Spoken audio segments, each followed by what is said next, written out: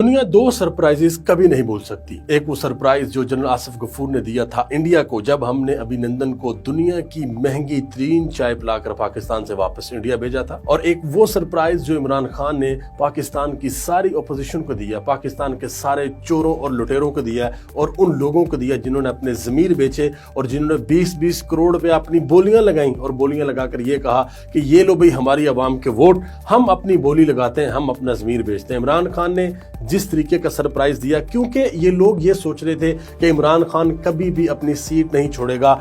इन लोगों को ये लगता था कि इमरान खान इक्तदार का भूखा है, इमरान खान आखिरी हद तक जाएगा और अपनी सीट नहीं छोड़ेगा। इमरान खान ने एक रात पहले ये कह दिया था कि मैं एक ऐसा पत्ता खेलने के लिए जा रहा हूं कि इनकी आंखें खुली की खुली रह जाएंगी। नाज़रीन इकराम, मैं एक बहुत इंपॉर्टेंट आपको बात बताता चलूं कि जो खत अमेरिका ने पाकिस्तान को लिखा था जिसमें धमकी दी गई थी, इमरान खान ने क्या किया कि इमरान खान ने सबसे पहले उस खत को ऑथराइज करवाया। आपके नेशनल जो अदारे हैं, जो सिक्योरिटी के अदारे हैं, उनकी स्टंप ली और स्टंप लेने के बाद उस खत की बिना पर जो हमारे डिप्टी स्पीकर हैं उन्होंने तहरीक अदम एतमाद को मुस्तरद किया। और उसके बाद इमरान खान टीवी पे आते हैं और टीवी पे आकर कहते हैं कि मैं असेंबलियों को तहलील कर रहा हूं और तजवीज़ मैंने सदर पाकिस्तान को भिजवा दिया।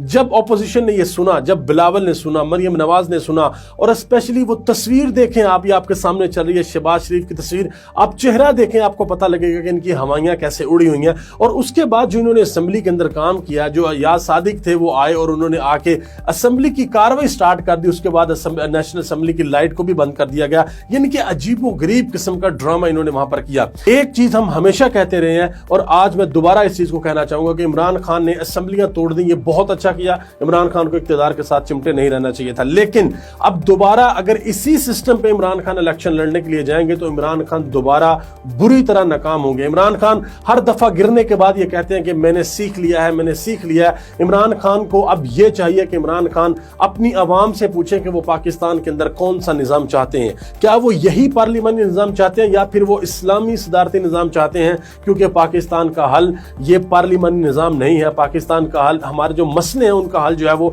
इस्लामी सदारती निजाम है। हमें इस्लामी सदारती निजाम की तरफ जाना होगा और इमरान खान को चाहिए कि एक रेफरेंडम कॉल करें और उस रेफरेंडम में आवाम से पूछा जाए यस और नो, क्या आप इस्लामी सदारती निजाम चाहते हैं या नहीं। उसके बाद फिर डेफिनेटली अवाम यही कहेगी कि हमें ये चोरों चुकट्टों की सियासत नहीं चाहिए, हमें वो सियासत नहीं चाहिए, हमें वो सिस्टम नहीं चाहिए जिसमें लोग खुद को बेच देते हैं, हमें ऐसी पॉलिटिशियंस नहीं चाहिए जिसमें लोग 40-40, 20-20 करोड़ रुपया लगा के अपने हल्के के वोटों को बेच देते हैं, अपने जमीर को बेच देते हैं। हमें एक ऐसा सिस्टम चाहिए कि जिसमें एक ईमानदार बंदा हमारा प्रेसिडेंट हो जो कि पूरी दुनिया के सामने हमारा मुकदमा लड़े।